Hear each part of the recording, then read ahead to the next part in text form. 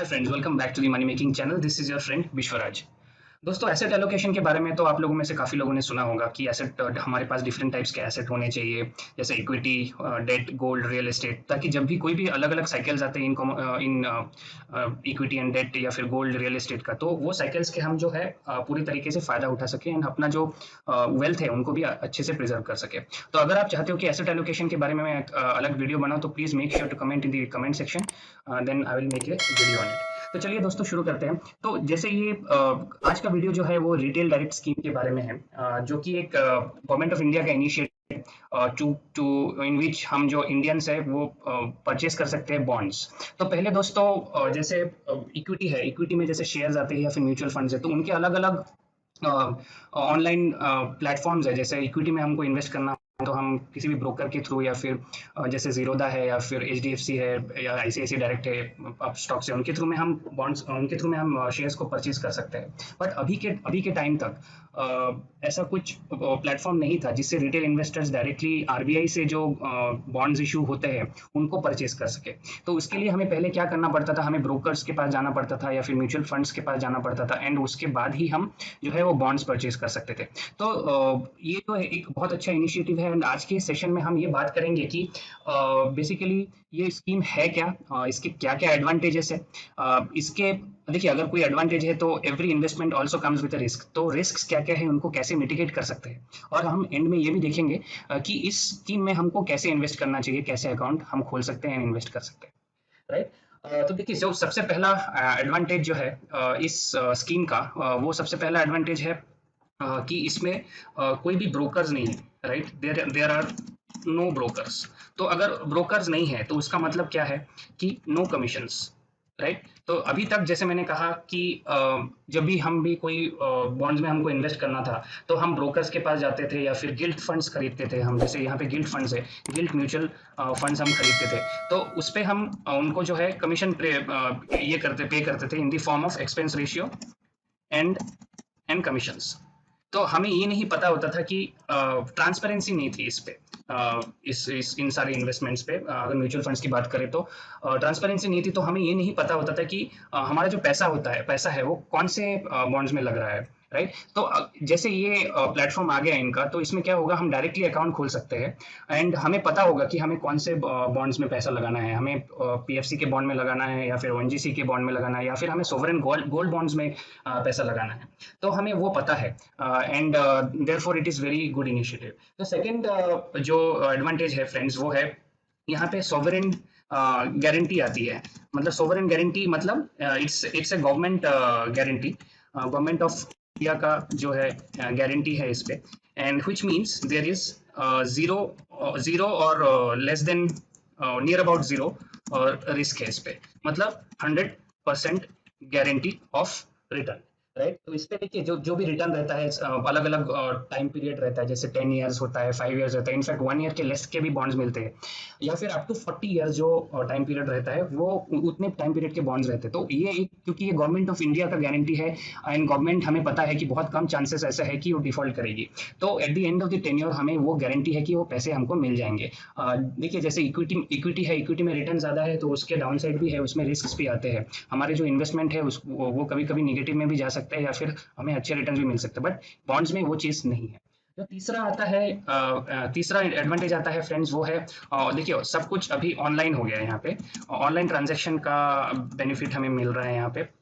तो we can directly invest through net banking, UPI, right. तो हम क्या करेंगे, हम अपने सेविंग्स बैंक अकाउंट से सीधा सीधा यहाँ पे यूपीआई नेट बैंकिंग के थ्रू हमें ये जो अपना गिल्ट अकाउंट है उसमें हम पैसे ट्रांसफर कर सकते हैं। तो उसमें क्या झंझट जो पहले आते थे कि हमें पहले चेक देना पड़ता था म्यूचुअल फंड को या फिर अपने ब्रोकर्स को, एंड वो ब्रोकर फिर बॉन्ड मार्केट में वो पैसा इन्वेस्ट करते थे, उसके बाद हमें जो भी जो हमारे बॉन्ड्स है वो क्रेडिट होते थे। एंड सिमिलरली जब हमें सेल करना होता था तो सेम प्रोसेस होता था, वो पहले सेल करेंगे फिर वो पैसे हमारे अकाउंट में आएंगे। तो अभी जो है ये ऑनलाइन ट्रांजेक्शन हो गया, तो अभी कोई इंटरमीडिएटरी नहीं है, एंड जो पैसा है वो सीधा सीधा हम ही उसको सेल कर सकते हैं एंड हम ही उसको बाई कर सकते हैं, राइट। तो उस पे एक ये आसानी हो गया है कि जो ट्रांजेक्शन है वो बहुत स्मूथ हो गया है। अभी हम ये डिस्कस करते हैं कि why government has launched this initiative, right. तो इस पे सबसे पहले देखिए, जैसे मैंने कहा कि गवर्नमेंट के जो कंपनीज है, पीएसयू बैंक्स या फिर पीएसयू कंपनीज लाइक सेल या फिर ओएनजीसी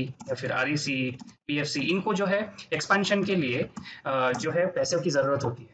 तो जब वो पैसों की ज़रूरत होती है तो हमारे पास आते हैं। तो अभी तक जो है ये लिमिटेड प्लेयर्स में था, जैसे म्यूचुअल फंड्स में है, म्यूचुअल फंड्स हो गया या फिर गिल्ड फंड्स हो गया या फिर जो ब्रोकर्स है, बड़े प्लेयर्स है, जो वही उनके पास ही सीमित था। तो उसमें क्या हो जाता था कि जो लिक्विडिटी है वो बहुत कम हो जाती थी। तो इसमें पहला जो एडवांटेज है गवर्नमेंट को क्या होने वाला है कि एक्सपेंशन होने वाला है, क्योंकि इसमें रिटेल ट्रेडर्स आएंगे, रिटेल इन्वेस्टर्स आएंगे, हमारे और आपके जैसे रिटेल इन्वेस्टर्स आएंगे। जो सेकंड एडवांटेज है वो आता है फ्रेंड्स, लिक्विडिटी इंप्रूव होगी, राइट? क्योंकि हाँ, लोग ज़्यादा पार्टिसिपेशन ज़्यादा बढ़ेगा, तो उस पर जब भी हमको कोई भी हमको बॉन्ड्स अगर खरीदना है तो इजीली मिल जाएगा, क्योंकि उसमें बायर्स एंड सेलर्स की अवेलेबिलिटी बहुत ज़्यादा होगी। तो ये तो हो गए फ्रेंड्स जो एडवांटेज। अभी अगर हम रिस्क की बात करते हैं तो देखिए दो टाइप्स के रिस्क आते हैं। पहला आता है डिफॉल्ट रिस्क, राइट?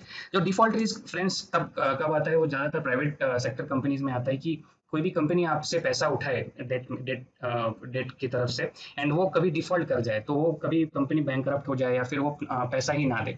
तो देखिए क्योंकि इसमें गवर्नमेंट इन्वॉल्व है, तो गवर्नमेंट हमें पता है कि वो डिफॉल्ट तो नहीं करेंगी, right? There is less chances of default. ये तो पहला है। जो सेकंड आता है फ्रेंड्स वो आता है इंटरेस्ट रेट रिस्क। ठीक है, तो अभी जैसे आपने एक 5 साल का बॉन्ड खरीदा है कोई भी गवर्नमेंट कंपनी से, तो उस पर आपको सपोज से 8% इंटरेस्ट का आपको रेट ऑफ इंटरेस्ट मिल रहा है। तो अभी इसमें जैसे मैंने कहा कि आप जब मेच्योरिटी के पहले भी आप अपना बॉन्ड जो है वो सेल कर सकते हैं, अगर आपको कोई इमरजेंसी या फिर आपको कोई भी पैसों की जरूरत पड़े, तो उस वक्त पर अगर कोई सेलर या फिर अगर कोई उस कंपनी का जो इंटरेस्ट रेट है वो फ्लक्चुएट होते रहते हैं, राइट? तो वो जब फ्लक्चुएट होता है तो उस केस में अगर 8% है तो सपोज से आपको 2 साल बाद वो बेचना पड़े, तो उस केस में ऐसा भी हो सकता है कि उस वक्त आपको 7% ही मिले या फिर 6% ही मिले।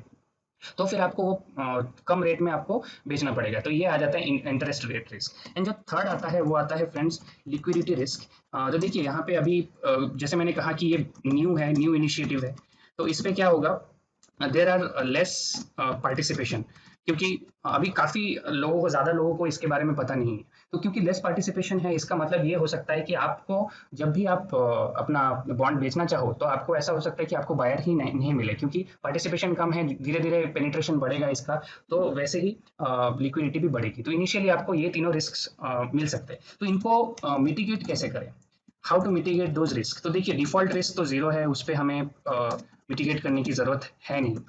जो सेकंड वाला रिस्क है वो आता है इंटरेस्ट रेट रिस्क का। तो देखिए 8% इंटरेस्ट अगर आपको 5 साल बाद मिलता है, एंड अगर आपको पैसों की जरूरत देखिए पैसों की जरूरत तो कभी भी हो सकती है, बट हमें ऐसा हमेशा प्लान करना चाहिए कि जब भी हमें कोई भी पैसा चाहिए, सपोज से आपको 10 साल का कोई प्लानिंग है, 10 साल बाद आपके बच्चे का एडुकेशन है, या फिर आपका 10 साल बाद या बच्चों की शादी है, या फिर आपको कोई घर खरीदना है या कार खरीदना है, तो उस पैसों को आप प्लान करिए, एंड उसका टाइम पीरियड आप डिसाइड करिए कि 5 ईयर्स या 10 ईयर्स या 15 ईयर्स, एंड तो उसी पैसे को आप इन्वेस्ट करिए, ताकि ये हो जाएगा कि आपको बीच में पैसा वो बॉन्ड्स को बेचने की जरूरत नहीं पड़ेगी। तो इससे जो है आपका इंटरेस्ट रेट रिस्क भी आपका कवर हो जाएगा। एंड जो थर्ड वाला है लिक्विडिटी रिस्क, तो देखिए ये भी सेम चीज, वो सेकंड वाला चीज जो है वो भी कवर करता है। इसमें भी प्लान वेल इन एडवांस, तो इसमें आपको बीच में बेचने की जरूरत नहीं पड़ेगी, एंड आपको पता है क्योंकि ये सोवरेन गारंटी है, 100% गारंटी है, तो मेच्योरिटी पे आपको पूरा का पूरा पैसा मिलने ही वाला है, राइट? तो ये हो गया advantages, risk and how to mitigate those risk. तो आइए देख लेते हैं एक बार कि इस इनिशिएटिव में हमें इन्वेस्ट कैसे करना है। तो देखिए आपको इस आरबीआई रिटेल डायरेक्ट ORG में जाना है, ठीक है? तो यहाँ पे जाने के बाद आपको जाना है open RBI retail direct account. ये करने के बाद तो देखिए आपका यहाँ पे अकाउंट खुल जाएगा। तो यहाँ पे आप सिंगल अकाउंट, जॉइंट अकाउंट भी खोल सकते हो। एंड देन यहाँ पे आप अपना नाम टाइप करें, ठीक है? यहाँ पे अपना जो भी है आपका पैन नंबर वो टाइप करिए यहाँ पे। एंड देन यहाँ पे अपना ईमेल एड्रेस टाइप करिए, ठीक है? इसमें ओटीपी जनरेट हो जाएगा, फिर आपको अपना फोन नंबर देना पड़ेगा यहाँ पे। फोन नंबर के बाद date of birth, login name, and then इसके बाद आपको ये एप्लीकेशन सबमिट करनी होगी। उसके बाद जो है आपको केवाईसी कंप्लीट करनी होगी। तो केवाईसी कंप्लीट होने के बाद आपको अपना यूपीआई या फिर बैंक अकाउंट जो है वो लिंक कर देना है। एंड उसके बाद जब भी आप ट्रांसफर कर दोगे पैसे, उसके बाद आप सीधा सीधा यहाँ से बॉन्ड्स में जो है इन्वेस्ट कर सकते हैं। इसमें किस तरीके के बॉन्ड्स आते हैं, तो अलग अलग बॉन्ड्स आते हैं, जैसे प्राइवेट सेक्टर के हो गए या फिर गवर्नमेंट सेक्टर के हो गए।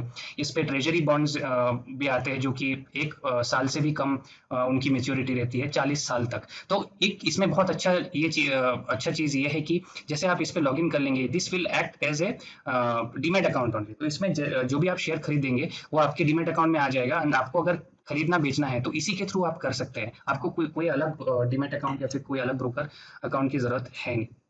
तो आशा करता हूँ फ्रेंड्स आपको आज का वीडियो पसंद आया होगा, इन्फॉर्मेटिव लगा होगा। अगर आपको ये वीडियो अच्छा लगा होगा तो please make sure to like this video, and अपने फ्रेंड्स के साथ भी ये वीडियो शेयर करिए, क्योंकि ये नया कॉन्सेप्ट है एंड काफ़ी लोगों को पता नहीं है इस बारे में। एंड ये अवेयरनेस भी बढ़ेगी, एंड जैसे जैसे अवेयरनेस बढ़ेगी अपना पार्टिसिपेशन भी बढ़ेगा, उनके लिए भी हेल्पफुल होगा। तो कल फिर मिलेंगे एक और वीडियो के साथ। Have a nice day, bye.